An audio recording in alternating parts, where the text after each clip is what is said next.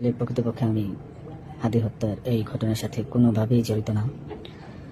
এটা একটা মিথ্যা বানোয়াট, একটা চক্রান্ত, যার কারণে আমি ওই ওসমান হাদির কাছের লোক যাদের এই খুন হওয়ার ফলে যাদের লাভের সম্ভাবনা, তারাই তাকে খুন করেছে। অর্থাৎ মোটিভটা হচ্ছে বড় কথা। আসসালামু আলাইকুম প্রিয় দর্শক, দেখছিলেন ভিডিওর বিশেষ কিছু অংশ, যার বিস্তারিত দেওয়া রয়েছে সামনে। আশা করছি ভিডিওটা না টেনে শুরু থেকে শেষ পর্যন্ত দেখবেন। ওসমান হাদির খুনি সে এখন দুবাই থেকে একটা ভিডিও বার্তা দিয়েছে এবং ভিডিও বার্তায় নতুন এক চাঞ্চল্যকর তথ্য আমরা হাতে পেয়েছি। সেই ভিডিওটাই দেখাবো। আশা করছি ভিডিওটা শুরু থেকে শেষ পর্যন্ত দেখবেন। চলেন দেখে আসি। আসসালামু আলাইকুম।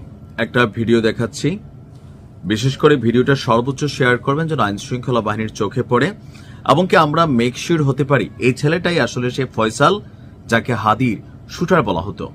তো আপনাদের সামনে ফয়সালের একটা ভিডিও স্টেটমেন্ট নিয়ে আসছি। আসলে সে যদি ফয়সাল হয় তাহলে বিষয়টা প্রশ্নবোধক যে আসলে হাদিকে কারা শেষ করেছে। দুবাইয়ে এই মুহূর্তে অবস্থান করছে হাদির শুটার ফয়সাল। তার মুখ থেকে সামান্য বক্তব্য শুনবো, বাকিটা পরে বলছি। হ্যালো এভরিওয়ান, আমি ফয়সাল করিম মাসুদ। আপনারা যে হাদি হত্যাকাণ্ডের সাথে আমার জড়িত থাকার কথা জানেন। আসলে প্রকৃতপক্ষে আমি হাদি হত্যার এই ঘটনার সাথে কোনোভাবেই জড়িত না। এটা একটা মিথ্যা বানোয়াট, একটা চক্রান্ত, যার কারণে আমি নিশ্চয়ই শুনেছেন তার ভিডিওটা আরেকটু লম্বা চড়া। এখন এই ছেলে কি আদৌ হাদিকে শুট করা, যে ফয়সালকে নিয়ে পুলিশ খুঁজছে বা এত আলোচনা হচ্ছে, এই ছেলেটাকে আসলে ওই ছেলে? যদি হয়ে থাকে এই ভিডিওটাকে এআই জেনারেটেড নাকি প্রকৃত? কারণ অনেক সময় এআই এর কবলে আমরা বাংলাদেশ পড়ে গেছি। গতকালকে বেগম খালেদা জিয়ার মৃত্যুর যে ভিডিও ভাইরাল হয়েছে, তারেক রহমানের, জুবাইদা রহমানের যে কান্নার ভিডিও ভাইরাল হয়েছে, 99% ভিডিওগুলো হচ্ছে মিথ্যা এআই কর্তৃক তৈরি করা। সো বোঝার কিন্তু অনেকটা কষ্টকর। আর হাদি ইস্যুটা এতটাই স্পর্শকাতর, সো এখানে এআই দিয়ে সুপার এডিটেড ভিডিও তৈরি করা যেতে পারে। তবে ভিডিওটার সত্যতা নিশ্চয় আইন শৃঙ্খলা বাহিনী বা যারা আছেন তারা দেখবেন। এখন এই ভিডিওতে এই শুটার ফয়সাল দাবি করেছে আবার ভিন্ন কথা, যে সে আসলে হাদিকে শুট করে নাই, তার বিরুদ্ধে ষড়যন্ত্র করা হচ্ছে। তার বক্তব্য হচ্ছে হাদির সাথে সে মিশতে পারছে কারণ সে একটা আইটি ফার্ম চালায়।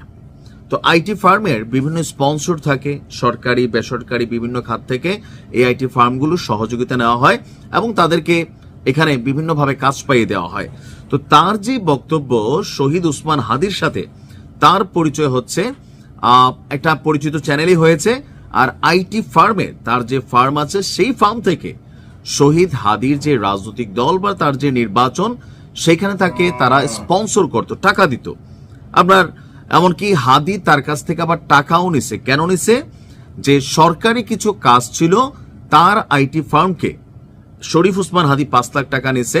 এমনকি শরীফ ওসমান হাদির যেই রাজনৈতিক সমাবেশগুলো ছিল, এখন আমি তো ওরকম সমাবেশ দেখি নাই যেখানে হাদির লাখ লাখ টাকা খরচ করতে হয়েছে।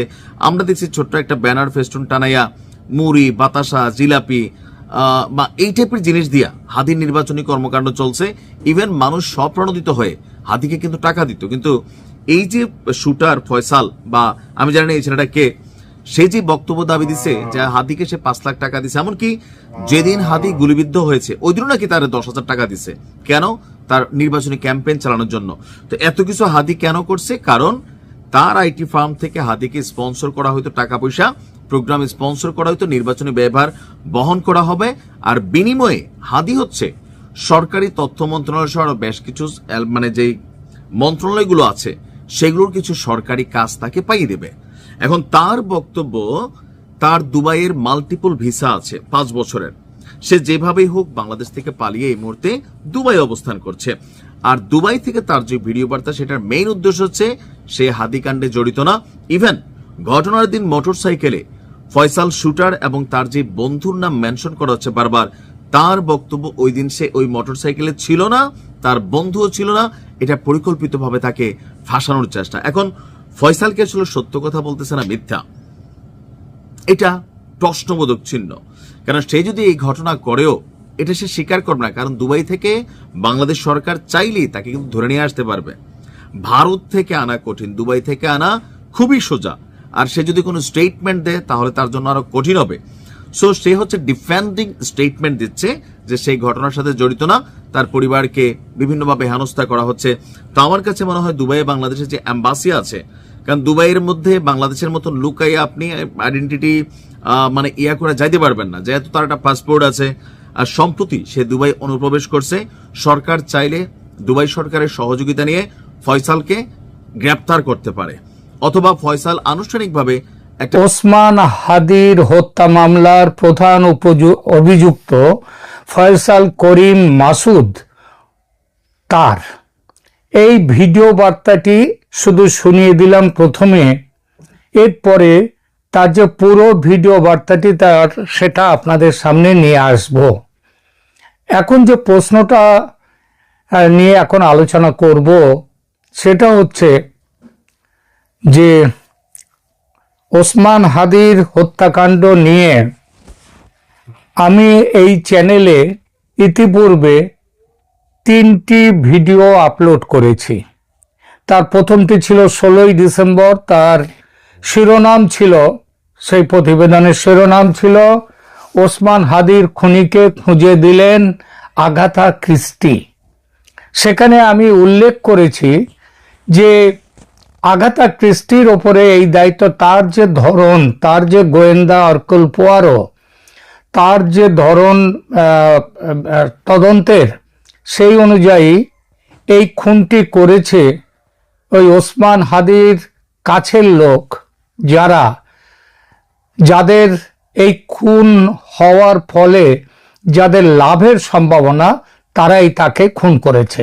অর্থাৎ মোটিভটা হচ্ছে বড় কথা। সেই মোটিভ দেখে আমি বলেছিলাম যে এই খুনের পেছনে বাংলাদেশে যে বর্তমান অন্তর্বর্তী সরকার এবং সেই সরকারের যারা চালিকা শক্তি, আমি স্পষ্ট করে বলিনি, কিন্তু আমি সেখানটায় প্রথম ভিডিওতে যেটা বুঝাতে চেয়েছিলাম সেটা হচ্ছে এই খুনের পিছনে স্পষ্টভাবে রয়েছে জামাতের হাত। এমনকি জামাতের এই কাজটি সম্পন্ন করার জন্য যে শুটার বা ভাড়াটে খুনিকে নিয়োগ করা হয়েছিল, সেই খুনির নিয়োগের পেছনেও ছিল এই সরকারের সঙ্গে যারা আছে একদম উঁচু মহলে। তারা কারা? মোহাম্মদ ইউনূস এবং জেনারেল ওয়াকারুজ্জামান। আমি ইঙ্গিত করেছিলাম এই যে ভারতের ওপর দোষ দেয়া হচ্ছে, আওয়ামী লীগের ওপর দোষ দেয়া হচ্ছে, এরা কেউ নয়। এই খুনি হচ্ছে এই সরকারের ভেতরে যারা একদম উঁচুতে বসে আছেন তারা। আমি আমার দ্বিতীয় ভিডিও করেছিলাম তার 3 দিন পরে, যেদিন হাদি মারা যান, এবং সেই দিনের ভিডিওতে আমি বলে এসেছিলাম, আরো স্পষ্ট করে বলেছিলাম যে এই ভিডিওর পেছনে যে জামাতের হাতের কথা সেটা সেখানে বলেছিলাম।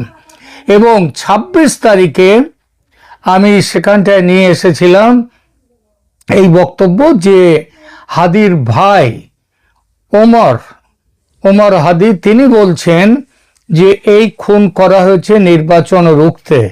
অর্থাৎ আমি প্রথম দিন যেগুলো বলেছিলাম ঠিক সেই জিনিসগুলো পরবর্তী সময়ে একেবারে কাঁটায় কাঁটায় মিলে গেল। এই পরিপ্রেক্ষিতে আমি তৃতীয় দিন অর্থাৎ 26 তারিখের ভিডিওতে আমি এটাও বলেছিলাম হাদির ভিডিও জুড়ে আমাদের সাথে ছিলেন, এবং আজকের এই ভিডিওটি সম্পর্কে আপনাদের কোনো মতামত থাকলে সেটা লিখবেন আমাদের কমেন্ট বক্সে। ওসমান হাদির খুনি ফয়সাল, তাকে নিয়ে ইতিমধ্যেই অনেক কথাবার্তা হয়েছে, অনেক নিউজ হয়েছে। এর আসলে কি হওয়া উচিত, এই ফয়সালের, শুটার ফয়সালের কি হওয়া উচিত? এটা বাঙালি বা বাংলার মানুষ এমনভাবে ক্ষিপ্ত যে যদি তাকে পেত তো কি যে করে ফেলতো। তবে যাই হোক, অনেকে আবার দাবি করছেন যে এই ভিডিওটা এআই দিয়ে তৈরি করা হয়েছে, কারণ এআই দিয়ে সব কিছু এখন করা সম্ভব, কোনো কিছুই অসম্ভব নয়। তবে দেখে কি কোনোভাবে এআই মনে হচ্ছে এই ছবিটাকে বা এই ভিডিও বার্তাকে? আপনাদের কোনো মন্তব্য থাকলে আমাদের লিখবেন কমেন্ট বক্সে। দেখা হচ্ছে পরবর্তী অবশ্যই নতুন কোনো ভিডিওতে। ধন্যবাদ সকলকে। একটা রিকোয়েস্ট থাকবে, আমাদের চ্যানেলও নতুন হয়ে থাকলে চ্যানেলটি সাবস্ক্রাইব করে বেল বাটন ক্লিক করে রাখবেন।